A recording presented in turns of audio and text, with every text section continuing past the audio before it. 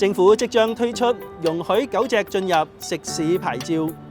預計第一季就會就立法會提交修例嘅建議，年中批出不多於1000個名額。隨住社會風氣變化，越嚟越多市民飼養寵物，亦都視之為家人，對寵物友善空間嘅訴求日益殷切。我認為政府以食肆自願申請、市民知情選擇模式去規管，不單止係尊重市場嘅需求，亦都保障唔同持份者嘅選擇權，展現出與時並進嘅開放態度。對於餐飲業嚟講，亦都係低成本、高回報嘅市場定位機會，推動更多寵物主人留港消費，為香港嘅經濟注入新嘅動力。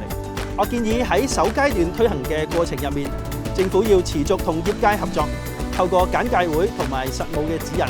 協助前線嘅員工掌握同動物嘅相處、處理突發嘅情況以及務實嘅技巧。並建議喺推行約半年之後，進行中期嘅檢討，重點監察投訴嘅個案類型、食物安全嘅記錄同民情，確保措施持續嘅優化。如果你對寵物餐廳有任何嘅意見，亦都歡迎留言話俾我哋知。